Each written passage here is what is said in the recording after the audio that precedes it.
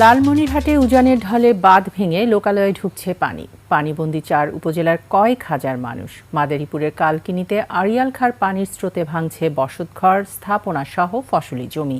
এদিকে টানা বৃষ্টিতে বরগুনা নিম্নাঞ্চলে সৃষ্টি হয়েছে জলাবদ্ধতা। প্রতিনিধিদের তথ্যচিত্রে ডেস্ক রিপোর্ট। সিল্কোর সিল্ক অ্যান্ড শাইন, যাতে আছে আর্গান অয়েল ও ওট প্রোটিনের গুডনেস, যা আপনার চুলকে রাখে হেলদি অ্যান্ড শাইনিং। রাতে বৃষ্টির সাথে নেমে আসে উজানের ঢল। এতে লালমনিরহাটের তিস্তা নদীর পানি বিপদসীমার উপর দিয়ে প্রবাহিত হতে শুরু করে।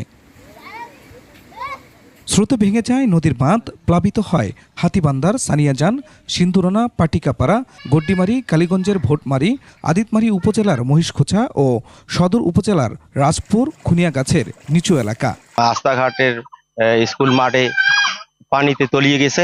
গোবর্ধন স্কুলে প্রতি বছর বন্যার কারণে ক্লাস করতে পারি না। ক্ষেতের যে আমরা আমন ধান চাষ করছি সেটাও পানির নিচে তলিয়েছে। সকালে ভাঙা বাঁধ মেরামত করে পানি উন্নয়ন বোর্ড। এদিকে উজানের ঢল কমায় তিস্তার পানিও কমতে শুরু করেছে বলে জানায় পাওবু। এদিকে আড়িয়াল খাঁ নদে ভাঙনে মাদারীপুরের কালকিনির 2 শতাধিক বসতঘর বিলীন হয়ে গেছে। গরিব মানুষ কষ্ট করে নদীর পারে ঘর উঠাইছি।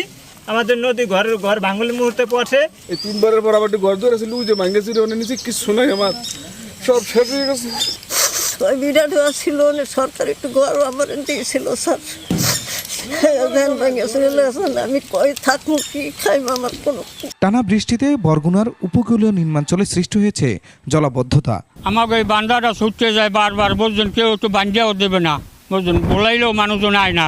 স্বাভাবিক কোনো রকমের একটু বৃষ্টি বাদল একটু ধাইদাবার টইলি বাড়িঘর সব পোতাপাতি সব তলাই যায়। আমরা যেন কোন দিক যামু হেয়েই আমরা কইতে পারি না, এইবার ওরা লাগে রাস্তায়।